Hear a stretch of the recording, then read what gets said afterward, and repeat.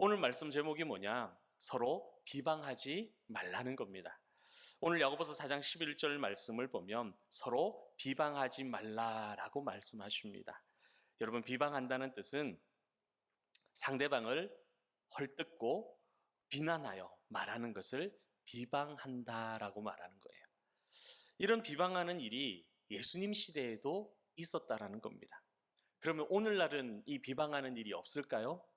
오늘도 여전히 비방하는 말들이 돌고 있습니다.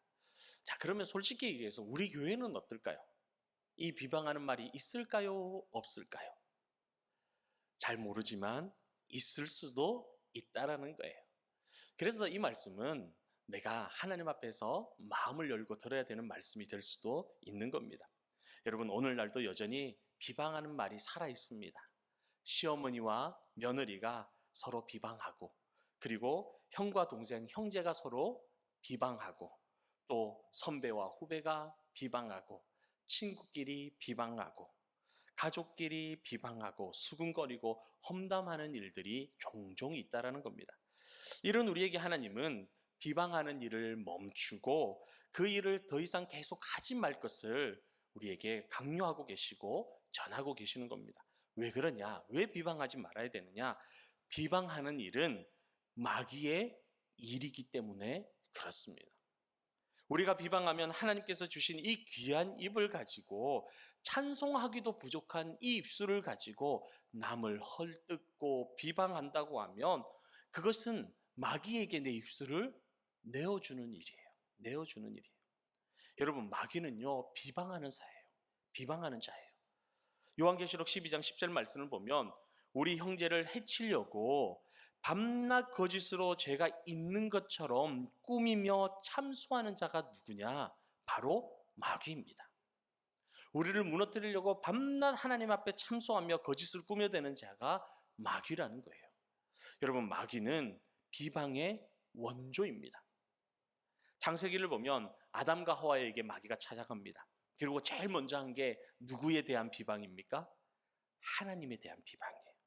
거짓을 그들에게 심어주는 겁니다. 헐뜯는 겁니다.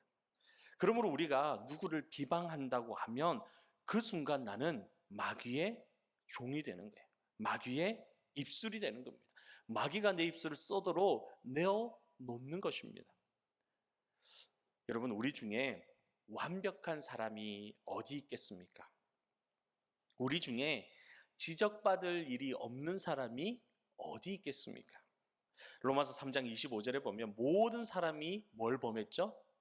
죄를 범하였음에 하나님의 영광에 이를 사람이 아무도 없다라는 거예요.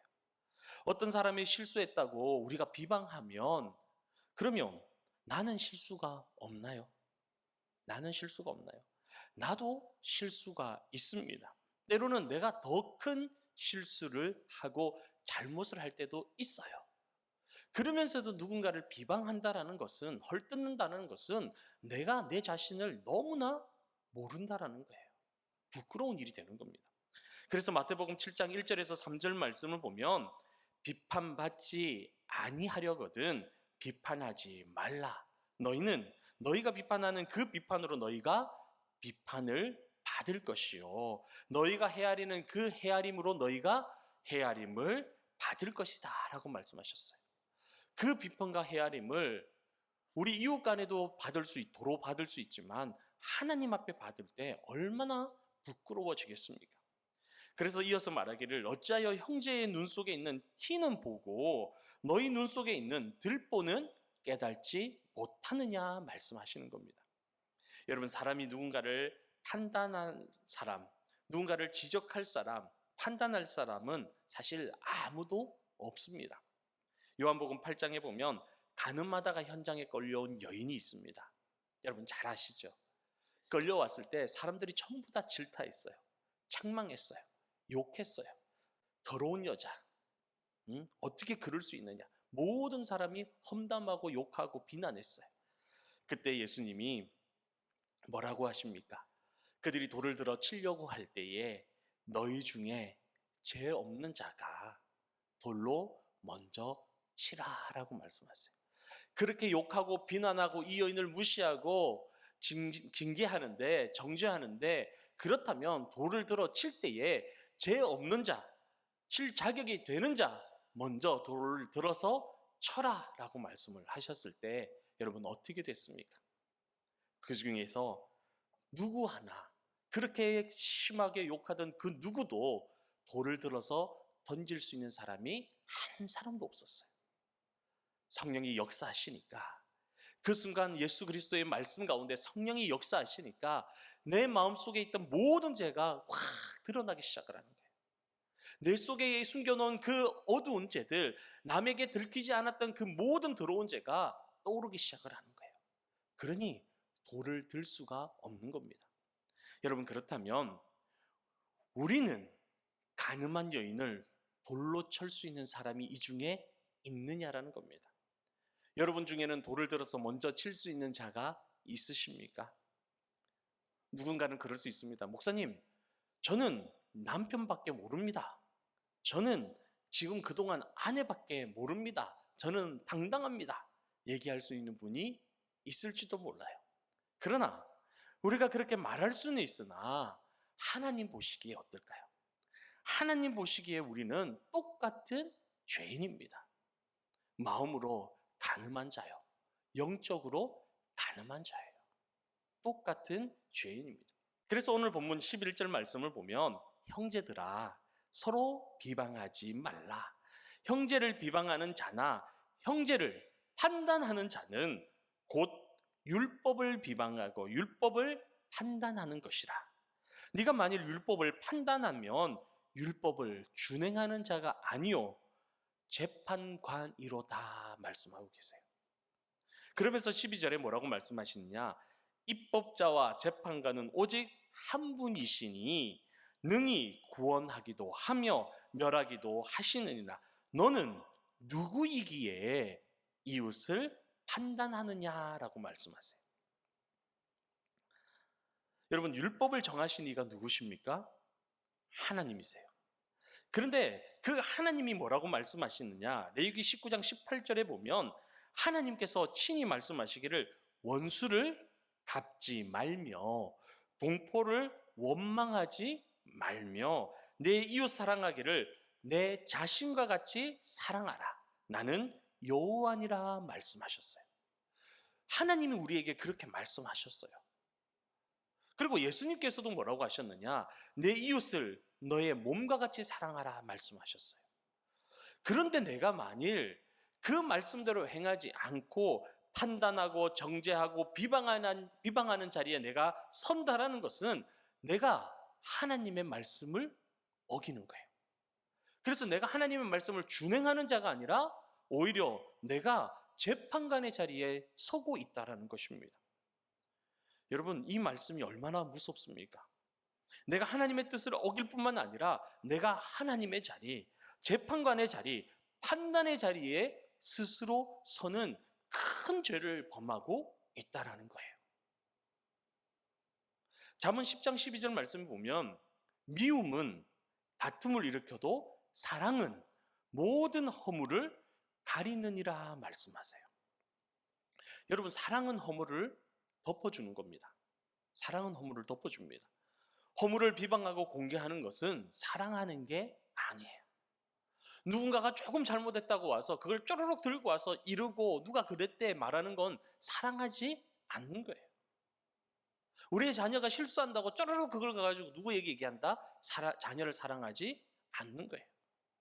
내 남편이 실수하는 거 쪼르륵 들고 가서 누군가에게 얘기한다? 내 남편을 사랑하지 않는 거예요. 아내를 향하는 것도 마찬가지입니다. 여러분, 비방하는 것은 율법을 범하는 것이 됩니다. 율법을 범하는 것은 하나님께 대한 도전이 되는 겁니다. 내가 부모를 비방하고 형제를 비방하고 이웃을 비방하는 것은 바로 하나님께 내가 도전하는 거예요. 혹시 그동안 내가 몰라서 내 부모를 비방하고 몰라서 내 자녀를 비방하고 내 남편을 비방하고 내 아내를 비방했다면 이제 하나님의 말씀을 들었으니 그 위험한 자리에 여러분 서지 않기를 소망합니다. 그래서 12절에 보면 야고보가 이렇게 말하는 거예요. 네가 뭔데 이웃을 판단하느냐? 네가 뭔데 감히 하나님의 법을 깨고 하나님께 대항하고 있느냐 말하는 거예요. 여러분, 내가 누군가를 비방하고 있다라는 건요, 내가 교만한 거예요. 나는 잘났다라는 거예요. 그리고 무엇을 깨는 거냐? 하나님의 법을 깨고 있는 거예요. 그렇게 하지 말라고 말씀하신 하나님을 스스로 거역하고 있는 거예요. 여러분, 우리가 비방하면 상대방이 죽습니다. 사람을 살리는 것이 아니라 죽이는 게 비방이에요. 시편 101편 5절 말씀에 보면 하나님은 자기의 이웃을 은근히 헐뜯는 자를 내가 멸할 것이요 라고 말씀하세요. 대놓고 헐뜯는 게 아니에요. 은근히 헐뜯어요. 그런데 하나님은 그것을 이미 알고 계신다라는 겁니다. 그래서 하나님이 친히 내가 멸할 것이요 라고 말씀하세요.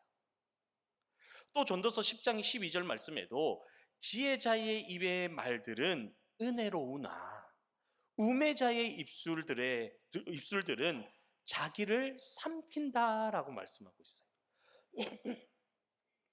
남을 비방하면 결국 내가 죽는 거예요. 나를 삼키는 거예요. 그래서 잠언 18장 21절에 죽고 사는 것이 혀의 힘에 달렸다라고 말씀하시는 겁니다. 사랑하는 성도 여러분, 비방은 마귀의 언어입니다.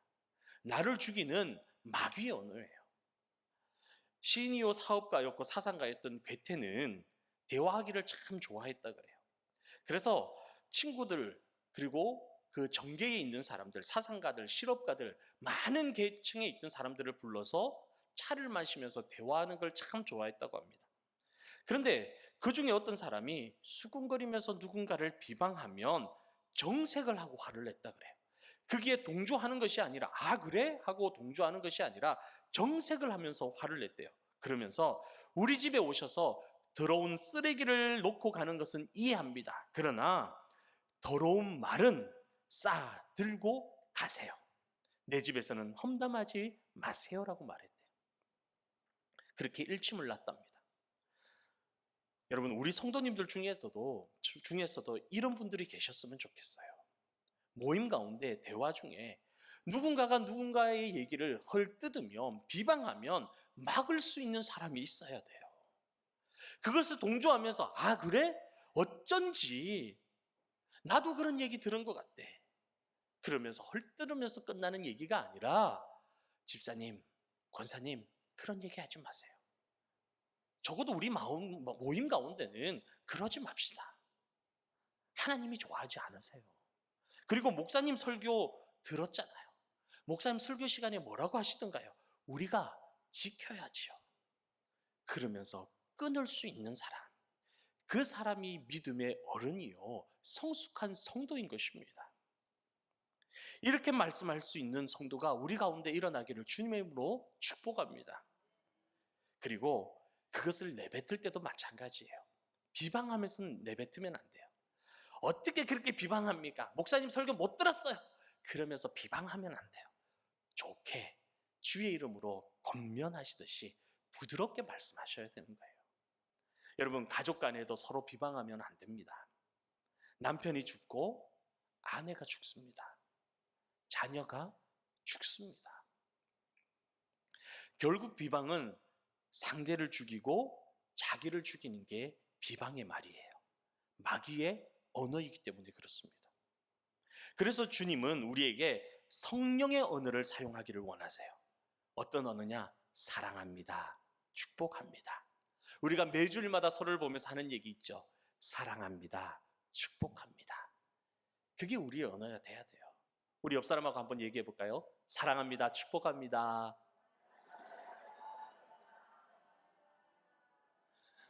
여러분, 그게 상대방도 살리지만 나도 살려요. 내가 사는 길이에요. 그래서 우리는 비방하지 말고 축복해야 됩니다. 이것이 오늘 말씀의 교훈이에요. 축복하고 사랑하는 것이 하나님의 뜻이라는 것입니다. 로마서 12장 14절 말씀 보면 너희를 박해하는 자를 축복하라. 축복하고 저주하지 말라 말씀하세요. 누구를 축복하라고요? 너희를 박해하는 자들. 어떤 분은 그럽니다. 목사님, 제가 오죽하면 그러겠습니까? 상대가 먼저 나를 힘들게 하니 나도 그렇게 하는 겁니다. 저는 정당합니다. 여러분, 정당하죠. 오죽하면 그렇게 하겠습니까? 100번, 1000번 이해합니다. 그런데 그럼에도 주님이 뭐라고 하세요? 주님은 너희를 박해하는 자를, 너희를 힘들게 하는 자를, 너희를 괴롭히는 자를 축복하라라고 말씀하시는 거예요. 마태복음 5장 44절 말씀에도 예수님께서는 너희 원수를 사랑하며 너희를 박해하는 자를 위하여 기도하라라고 말씀하셨어요. 어디에도 너희가 당했으니, 너희를 괴롭혔으니 저주하라고 말씀하신 곳이 한 곳도 없다라는 거예요. 우리가 마귀의 자녀라면 남을 저주하고 비방하고 상대를 헐뜯으면서 그렇게 살아가야 되지만 우리는 하나님의 자녀잖아요. 예수 그리스도를 영접하고 하나님의 자녀가 되는 권세를 입은 자들이잖아요. 그러면 하나님의 뜻 가운데 살아가야죠. 사랑하며 살아가야죠. 축복하면서 살아가야죠. 나를 힘들게 할지라도 내가 바보여서가 아니라, 내가 멍청해서가 아니라 하나님의 자녀이기 때문에 그 사람을 도리어 축복하고 사랑하고 안아줄 수 있는 삶을 살아가야 된다라는 겁니다. 여러분, 미국 듀크 대학의 솔버그 교수의 연구에 의하면 쥐들도 사랑을 받으면, 축복을 하면 달라진다라는 결과가 나왔어요. 새끼 쥐를 온몸을 이 어미쥐가 핥아줍니다.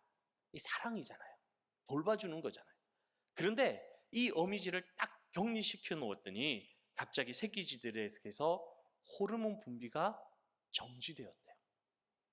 그리고 새끼 쥐들이 병들기 시작한다는 겁니다. 여러분, 여러분의 자녀들 사랑 안 주면 병듭니다. 단순히 몸의 병이 아니라 마음의 병이 들고 정신의 병이 들어요.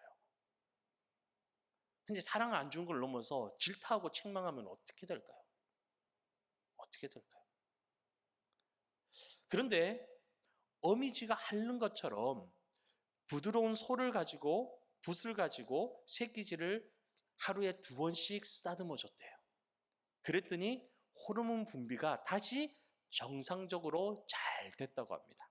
뿐만 아니라 쥐가 다 자랐음에도 불구하고 계속해서 하루에 2번씩 쓰다듬어 줬더니 이 쥐가 살아가는 평균 수명보다 반 이상을 더 살아가게 되더라는 겁니다.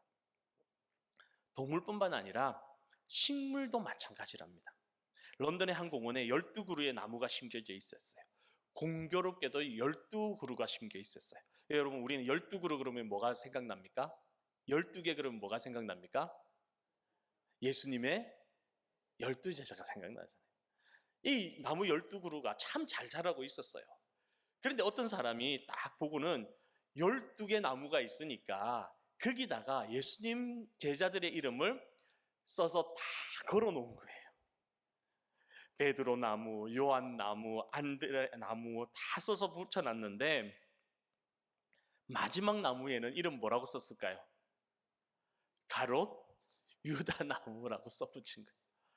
그랬더니 사람들이 지나가다가 다 나무 보면서 쓰다듬으면서 아이고 베드로 나무구나, 요한 나무구나, 야고보 나무구나 하고 가다가 가룟 유다 나무만 나오면 쓰다듬어 주는 게 아니라 괜히 한 대 때리고 침을 뱉고 욕하고 이 배신자야, 이 나쁜 놈아, 쌓인 게 있으면 거기 가서 다 풀고 오는 거예요.